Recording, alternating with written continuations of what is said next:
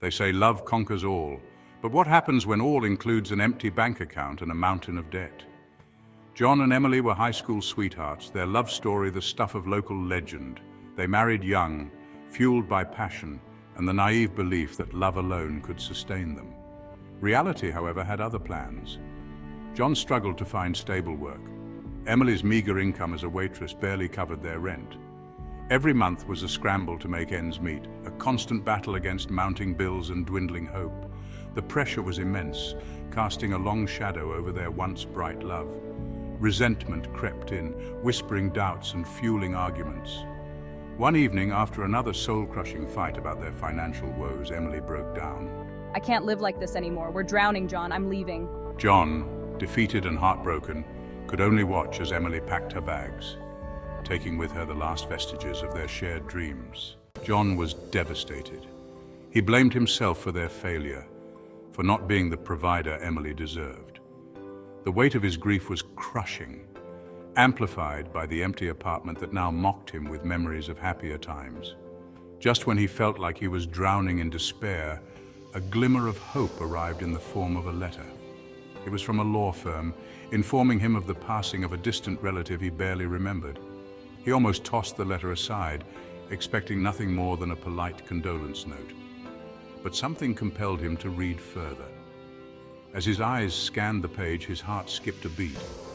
He had inherited his great-uncle's entire estate, a sprawling country manor, a portfolio of successful businesses, and a bank account that seemed to hold an endless supply of money. John was now an instant multimillionaire. The news was as exhilarating as it was overwhelming. He could finally breathe again, free from the suffocating grip of poverty. He vowed to use his newfound wealth wisely, to honor his great-uncle's legacy and build a better future for himself. The grand ballroom buzzed with excitement. It was the social event of the season, a charity gala hosted by the city's elite. John, now a prominent figure in the business world, stood tall and confident in a tailored tuxedo. Gone was the defeated man crushed by poverty. In his place was a successful entrepreneur, his face radiating an air of quiet power and self-assurance. On his arm, a vision in shimmering emerald green, stood his fiancée, a renowned heart surgeon named Sophia. Sophia was everything Emily was not: sophisticated, ambitious, and undeniably brilliant. They were a striking pair, their love story a testament to their shared success and ambition. As they made their rounds, accepting congratulations and engaging in light-hearted banter, John couldn't shake off a nagging feeling that someone was watching him. John, is everything all right? You seem a bit distracted. John smiled, reassuring her, but the feeling lingered, a whisper of the past in the midst of his glittering present. Across the crowded room, Mary felt a shiver run down her spine. Her gaze was fixed on a figure across the room, a man she thought she knew, a man who had haunted her dreams for the past 2 years. But this man was different. Gone was the weary, defeated slump of her ex-husband. This man was a stranger, his shoulders squared with confidence, his eyes radiating an unfamiliar air of power. She watched, transfixed, as he laughed easily with a group of influential businessmen, his every gesture oozing an effortless charm she had never witnessed before. And then, as if in slow motion, he turned, his gaze sweeping across the room until it landed directly on her. Mary's breath caught in her throat. Recognition flashed in his eyes, followed by a flicker of something else she couldn't quite place. It was a look that sent a jolt of both excitement and apprehension through her. Mary, unable to resist the pull of their shared past, approached John. She had spent countless nights replaying their final moments together, consumed by regret and a longing for a second chance. Seeing him now, transformed and radiating success, only amplified those feelings. John, is that really you? She asked, her voice trembling slightly.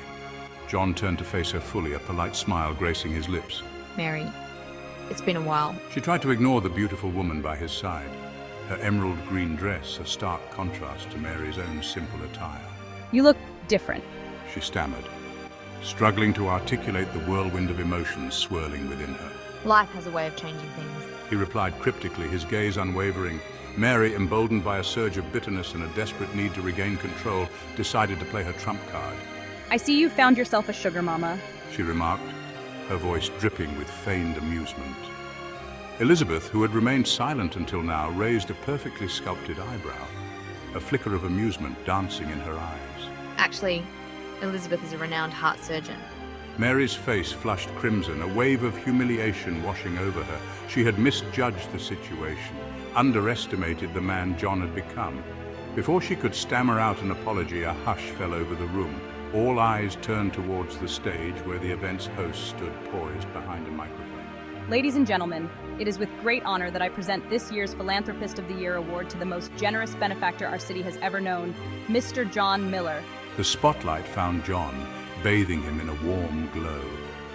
Mary watched in stunned silence as he accepted the award, his acceptance speech filled with humility and a genuine desire to make a difference.